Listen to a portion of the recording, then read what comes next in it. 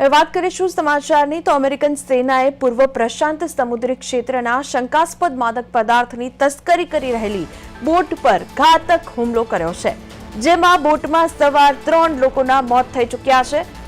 આ ઘટના શનિવારે બની હતી અને તે વોશિંગ્ટનના દાયકાઓના સૌથી આક્રમક દરિયાઈ ડ્રગ્સ વિરોધી અભિયાનોમાંની એક બની ગઈ છે। તો અમેરિકન સેનાએ માદક પદાર્થોની તસ્કરી અટકાવી પૂર્વ પેસિફિક મહાસાગરમાં અમેરિકાનો ઘાતક હુમલો સામે આવી રહ્યો છે। માદક પદાર્થોની તસ્કરી કરી રહેલી બોટ પર હુમલો કરવામાં આવ્યો છે। બોટ પર સ્ટ્રાઇક કરી 3 ડ્રગ તસ્કરોને ઠાર કર્યા છે। ઘટના આક્રમક દરિયાઈ ડ્રગ્સ વિરોધી છે અભિયાનોમાંની આ એક સૌથી મોટી ઘટના કહી શકાય। માદક પદાર્થોની તસ્કરી અટકાવી અમેરિકાનો ઘાતક હુમલો સામે આવ્યો છે।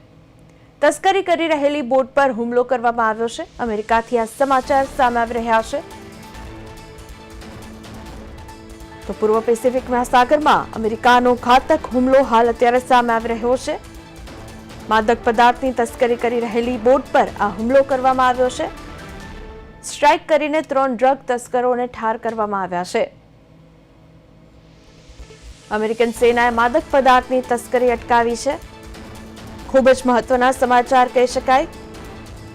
આજકાલ ડ્રગ્સનું સેવન કરવું ખૂબ જ સામાન્ય બની ગયું હોય તેવું ક્યાંક લાગી રહ્યું છે। તે વચ્ચે અમેરિકાથી આ સમાચાર।